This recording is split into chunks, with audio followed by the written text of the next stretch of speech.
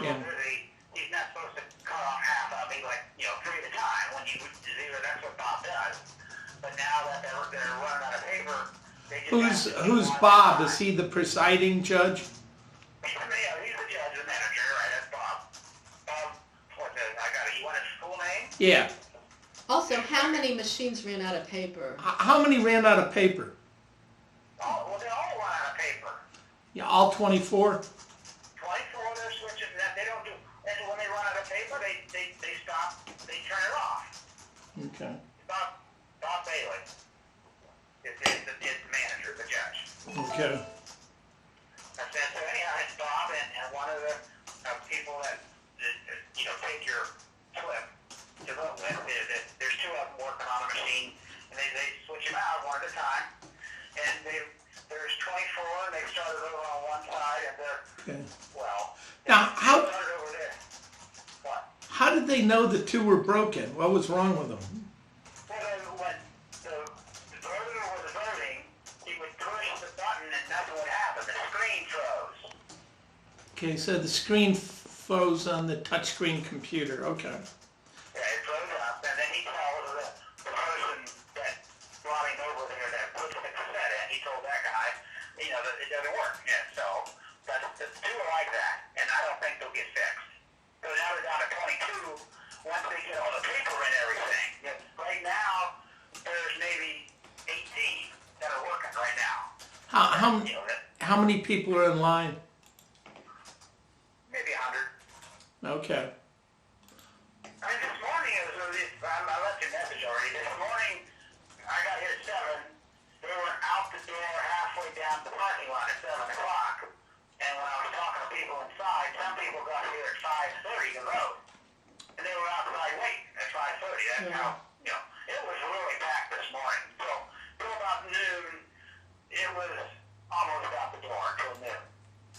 That was just the vote. That's not including the people standing in line, with the book.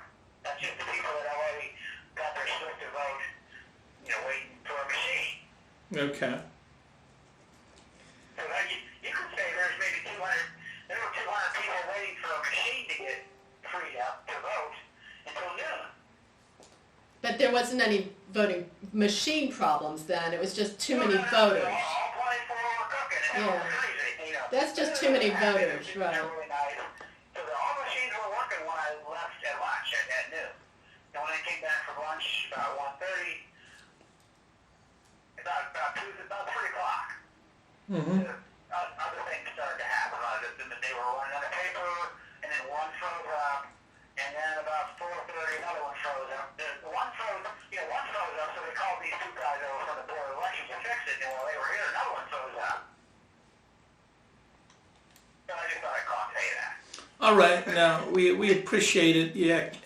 Now, this is happening elsewhere, too, and there's widespread reports of, the paper problem and some of the machines breaking. Why don't they have the paper? Why don't they put bigger rolls in the machine? You tell me.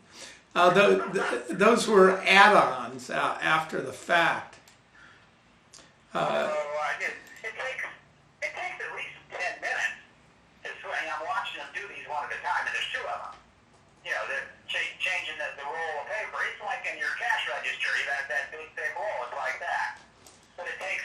They gotta go through procedure and put stickers on everything and write stuff down. They just can't open it up, slap a roll in there, and close it. That would only take a minute. They take 10 to 15 minutes on each machine because they gotta do all the paperwork. Besides, change the roll of paper. So your recommendation is thicker, bigger rolls of paper. Bigger roll of paper, yeah. That would work, I suppose. Now, the rolls that are taken out, are they sealing them properly? They're supposed to, roll them up and seal them. Yep. I watched them close the machines up in August at the end of the day, and they do the same thing when it runs out of paper. So they're doing a chain of custody, sealing that, making sure. Yeah. Okay. Yeah. It looks like, I'm not standing right by him because Bob gets nervous and tells me to go back on the other side. Okay. Yeah. But I can stand there on the other side of the line line of people and watch them do what they're doing. And it looks like they're doing the same. At 7:30 when nobody's in here, I can stand right in front of the machine and watch them do what they do because there's nobody here. Okay. It's just like a distraction, I guess. If Bob tells me to go, stand over there. Well, you're doing a good job then as an observer if you're making them a little nervous. The message I left at 4 was part of the message was some guy came in, he was complaining that this is the third stop. And he was a provision. He hasn't voted in 6 years, right? So he's complaining, why not being shuffled from here to there? He's in the provisional place. I'm over there in the provisional. He walks in and he's complaining to the lady. And he said, I walked all the way down from Arcadia. Your beeping makes us calm. I know. And there's another opponent over here, Liz. Oh, California. Don't worry about that. I asked Liz, did you see this guy that was upset? And she was out in the parking lot, and he walked out of the building because whoever was trying to keep me from voting, and he got in the car and drove away. And he was complaining in the building that he walked all the way down here. So they keep sending them, they send them to the wrong precinct? That's his story, that he didn't vote for 6 years, so technically he wasn't registered. So he had to go to one place, and then he went to a second place, and the second place over on Arcadia told him to come down here, and the story was he walked down here, he got real upset and didn't vote. He got halfway through the provisional voting thing, Right. and he just got... Well, it used to be 8 years before they purged you. There's no reason to purge it. But Houston's been purging people at 2 and 4 years, so that's probably the problem. But the problem was at the end of the whole thing, when he got in his car that he said he didn't have, he was out in the parking lot and he was yelling at people, Hillary Clinton trying to prevent me to vote. Or like John Huston's trying to prevent them from voting. It's a party affiliation complaint, because the story was he walked here. How did his truck get here if he walked here? Yeah, I hear you. And he's just one of those belligerent type of people trying to upset the whole process. I think okay. that's what he did. You think you suspect he might be a Trump partisan? Probably. Okay. All right. Well, keep me posted on the machines when they get them back online. Who touches When them? they come back on, yeah. Okay. If they come back on, they should be back up at the rate they're going. They got 3 more to do. So by 6 o'clock. If they're not What about the by ones that froze up? I don't think they'll fix them. That's my opinion, because they're just standing there pushing buttons and opening the back and going. They're going through a routine. They're not getting anything done. That's my impression. Okay. We'll Thanks. find out. I'm going to be here till they close, and we'll see if they fix them. I don't know. All right. Yeah. Thanks a lot for the report. Okay, bye-bye. Bye. So, Bob, what do you make of that?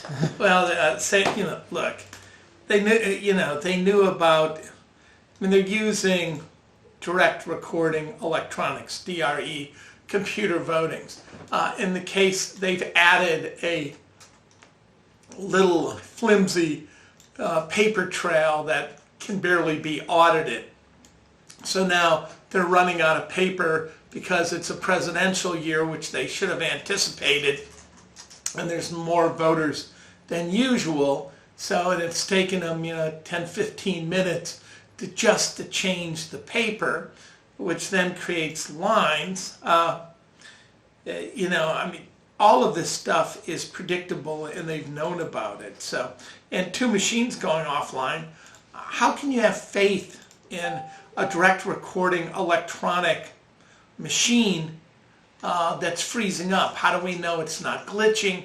How do we know it's storing the votes rights, recording the votes rights? It's really absurd that we're using these things to vote on. I mean, there's no logical reason not to be voting on paper, or at least paper with these high-speed, scanners. But we're not doing that. 45 of the 88 counties, the majority of the counties in Ohio, are voting on DREs.